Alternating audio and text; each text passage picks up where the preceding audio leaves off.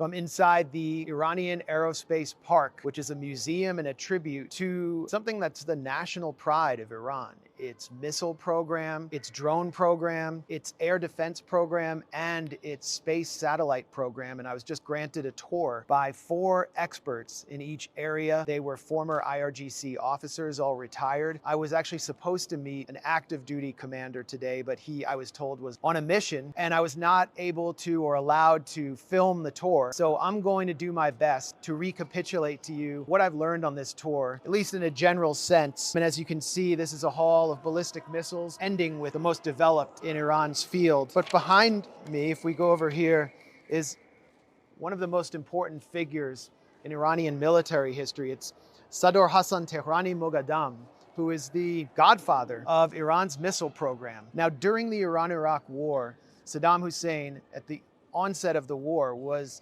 using his advantage, technological advantage, was getting a lot of support internationally, including from the West, to attack Iranian cities.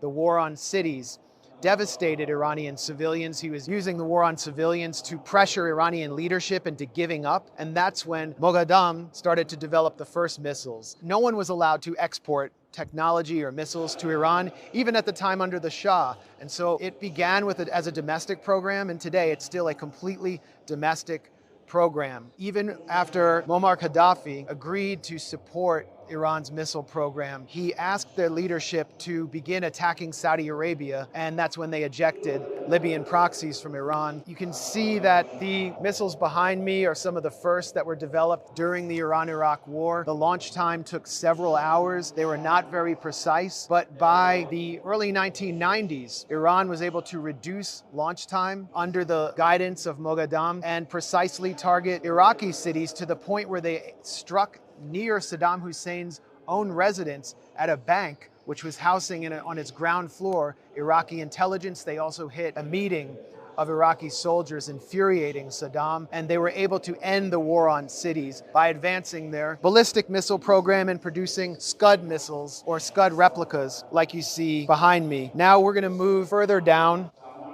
These are shorter range missiles which rely on solid fuel, reducing the launch time. And we have the Hybar Shaikan missile, which has a range of 1,600 kilometers. At the end here, again, relies on solid fuel. And all the way at the end is, I think, one of the most important missiles in the arsenal. We're going to walk down towards this black missile towards the end. This is the Fateh missile. This is the first hypersonic missile in Iran's arsenal, and it was used in True Promise 1, Iran's retaliation against Israel for attacking its consulate inside Syria. This is a hypersonic missile that has a 2-phase launch. It has a range of 1,400 kilometers. The warhead activates when the target is locked in. The missile then accelerates from Mach 5 to Mach 15. My guide asserted that this missile cannot be intercepted by the Iron Dome system because it's able to maneuver once it locks onto its target and changes angle. And in order for it to be struck by a system like the Iron Dome, they first have to calculate the launch point, which is often hidden and difficult to do. It's why we saw many of these missiles strike the Nevatim Air Base and strike other targets. Over here, these are hypersonic warheads, and they can be installed on any of the missile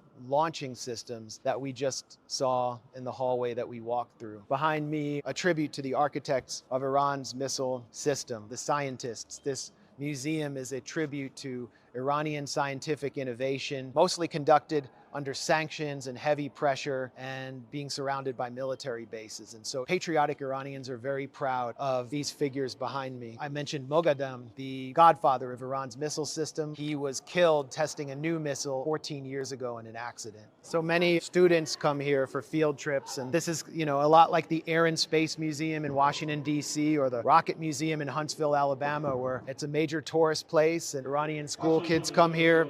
It's a source of national pride. So now we're in the drone section. This is Iran's first drone. It's called Talosh, which means strive, and it was introduced in 1991 during the Iran-Iraq War. Very primitive drone. It only was equipped with a camera used for surveillance. It could fly for about 40 minutes, and nevertheless gave birth to one of the most powerful drone systems in the world, which is now exporting, including to Russia, which is using Iranian drones in the Ukrainian theater. So now we can see the development of Iranian drones beginning to look more and more like jets. The Shahed 121 is there, and this is one of the most significant drones in Iran's arsenal. It's the Shahed 171, and it was reverse engineered from the US RQ-170, which is why it might look so familiar to Americans. In 2014, Iran took down a drone that the US launched from its base in Kandahar, Afghanistan, entered Iranian airspace, and brought it to Iran for examination, and this is the outcome.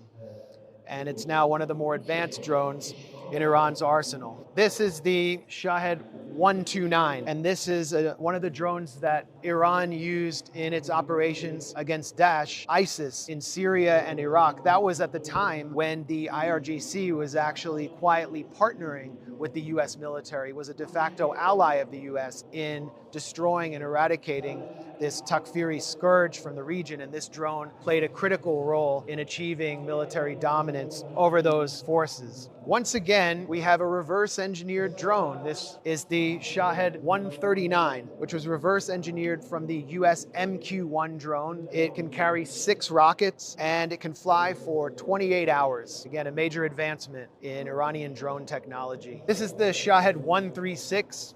It's a suicide drone. It detonates its target, and this was a drone that was actually used in True Promise 1, was developed about 13 years ago and is mass-produced now in Iran. And here we have a much more advanced version of the Shahed suicide drone, which is a Shahed 238. It has a jet engine, can fly between 400 and 600 kilometers per hour, and can be launched in a series by what you see behind me, which is a multiple drone launcher. It can launch, I think, 5 drones at once. Unfortunately, we can't go out to that yard. Now we're going to go into a section of the museum dedicated to foreign drones, enemy drones that were captured. The flag of the IRGC, flag of Iran. And in order to get into this section, I have to walk over flags of the designated enemies, the US and the Zionist entity, as you can see here. This is an Israeli Hermes drone produced by Elbit Systems, Israel's state weapons entity, weapons company, and it was launched from Azerbaijan and was on its way to targeting the Natanz nuclear facility located in Iran's city of Isfahan, and it was taken down by Iranian air defense systems and reverse engineered into the Shahed 121 system. Next to me is the Predator drone, the most notorious drone in the US arsenal, also taken down. And behind me, this extremely large, partially destroyed drone is a US Global Hawk. It was launched by the Navy. The US Navy, it entered Iranian airspace over the Persian Gulf and ignored warnings, and it was taken down by Iran's homemade Sevet Khordad air defense system, also known as Khorramshahr, and it's now in the process of being reverse engineered, and this is the actual drone that was taken down. There's a small exhibition dedicated to the Sukhoi jet, which is in the process of overhaul. This is the Sukhoi 22. It's a Russian-produced jet. Iran had begged for access to this weapons platform during the Iran-Iraq war. Iraq possessed it. It's a bomber plane, and it was doing enormous damage to Iranian troops and to Iranian civilians in cities. They were unable to obtain it. And then when they finally did get it, this is a second generation plane, kind of equivalent to the F4, F5, pretty outdated. When they did get it, Russia refused to help them overhaul and update it. So Iran embarked on a domestic upgrade system. So basically just taking the platform and modernizing it using Iranian technology. That's something that Iran specializes in, using antiquated equipment and bringing it up to date. A quick gallery of the helicopters that Iran has deployed. So we're now in the air defense system, the air defense section. These are all domestically produced systems described to me by our guide as the cutting edge of domestic Iranian technology. Behind me is a system that has a 500-kilometer range.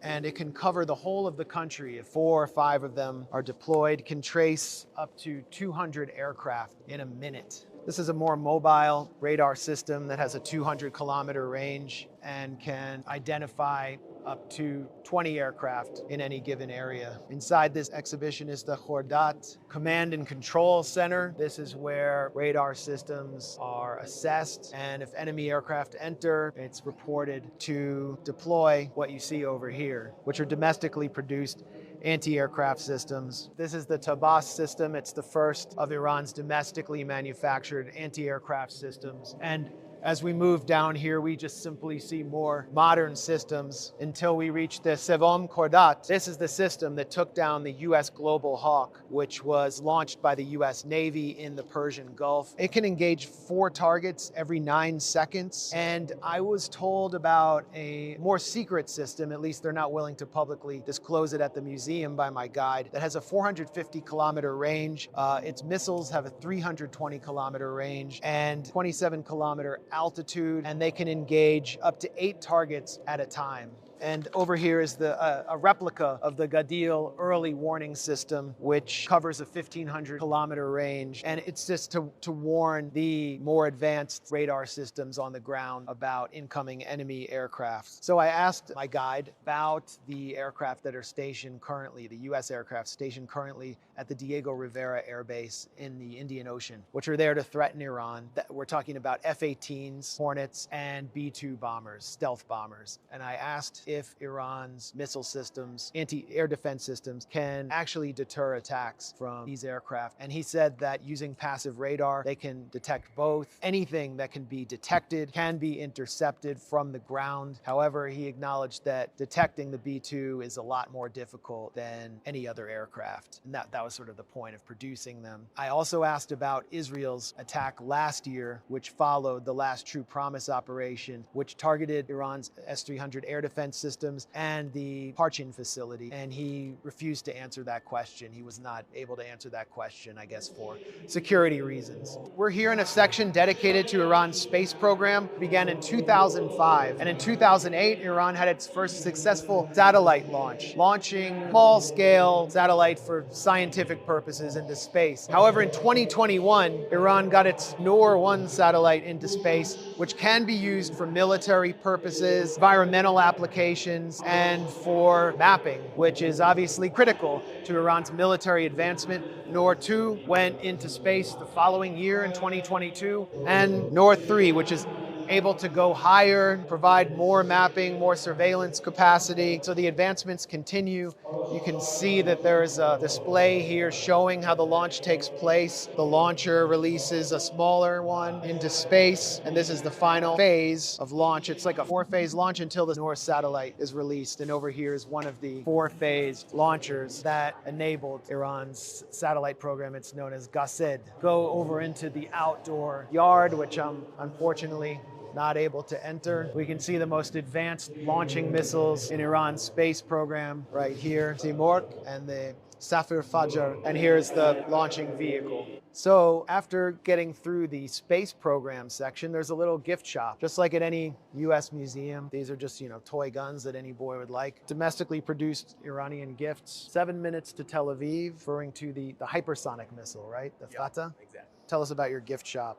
We try to make a little shop so we can give some memorials and stuff to help people remind themselves of the place that they visited, about the things that they learned. For example, we have Shahed 136, which is our newest drone, and we have also some stuff for the kids so they can enjoy here visiting too. As an Iranian, what is this missile program and space program and the drones, and what does it mean to you? Are you proud of it? I am really proud of it because this is not about a religion. This is not about a culture. This is about our nationality. We, no matter if I'm Muslim, if I'm Christian, if I'm Jew, or even if I'm an atheist, I believe that my country should be powerful because we have been and are the country that brings the peace into the Central Asia and Middle East. And we talk about it a lot, but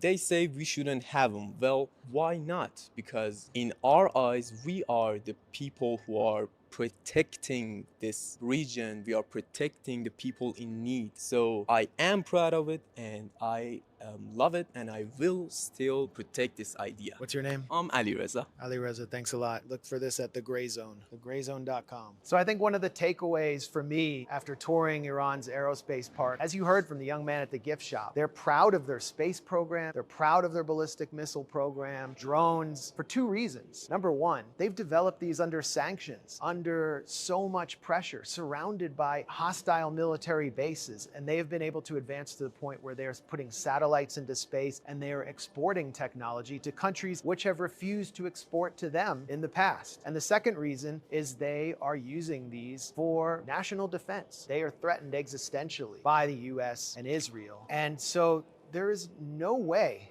that I can see any possible scenario in Iranian-US negotiations where the Iranian government would be able to give up their ballistic missile program or their hypersonic missiles, their long-range missiles, which the US government has demanded in the past, and which the Israel lobby is pushing the US government to demand. That is a red line because it is a matter of national pride for Iran and actually national survival.